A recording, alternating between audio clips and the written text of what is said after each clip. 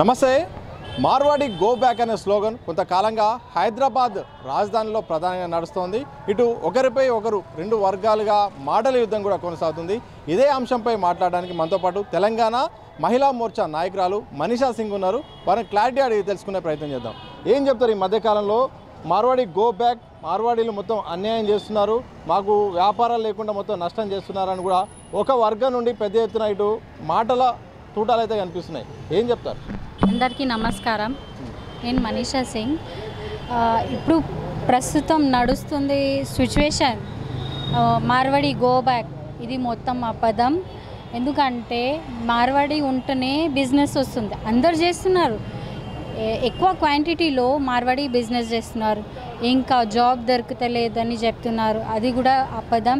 ఎందుకంటే ప్రతి మార్వాడి షాప్స్లో మన లోకల్స్ వర్క్ చేస్తున్నారు. ఇంకా బిజినెస్ రెవల్యూషన్ జీడిపి వాళ్ళే పే చేస్తున్నారు, జిఎస్టీ పే చేస్తలేరని చెప్తున్నారు, అది కూడా అబద్ధం. ఇది మొత్తం పాలిటిక్స్ లాగా ప్లే చేస్తుంది.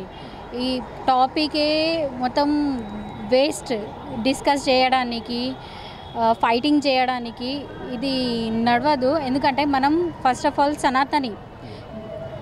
సనాతని అంటే మనం వర్క్ చేయాలి. మన హిందూ ధర్మం ఎట్లా ప్రిపేర్ అవ్వాలి, ఎవ్రీ సిచ్యువేషన్లో ఎట్లా మనం పని చేయాలి గుడి మీద, అన్ని సిచ్యువేషన్స్లో మన మార్వాడి, తెలుగు, ఎస్సీ ఇట్లా గో బ్యాక్ చెప్తే ఇట్లా నడవదు.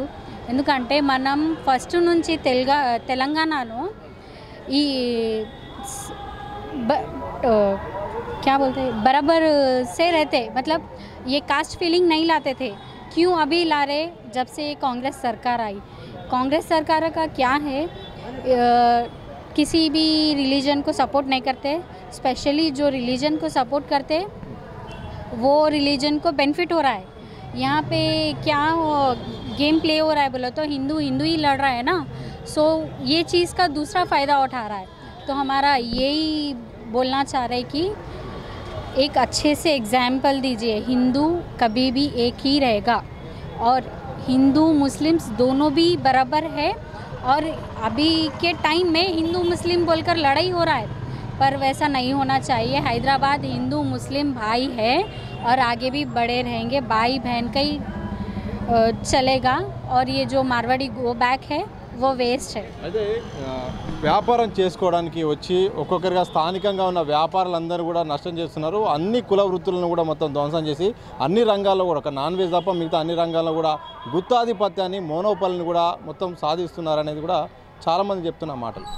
देखो वो लोग बिजनेस डेवलप कर रहे तो अपना भी तो कुछ फ़ायदा हो रहा ना. वो लोग 1 రూపాయి ఖరే तो 8 అనే तो వీళ్ళు బిజినెస్ చేస్తున్నారు, మనకు కూడా ఫైదా అవుతుంది కదా. ఎంతమంది షాప్స్ ఉన్నారు, హోల్సేల్ షాప్స్.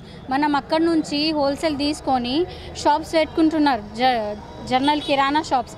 మనం కూడా బెనిఫిట్ తీసుకుంటున్నాం కదా. మళ్ళీ అది చెప్తే అబద్ధం. వీలే చేస్తున్నారు, అది totally fake. We have to follow our Sanatani ధర్మం. నేను అదే చెప్తాను.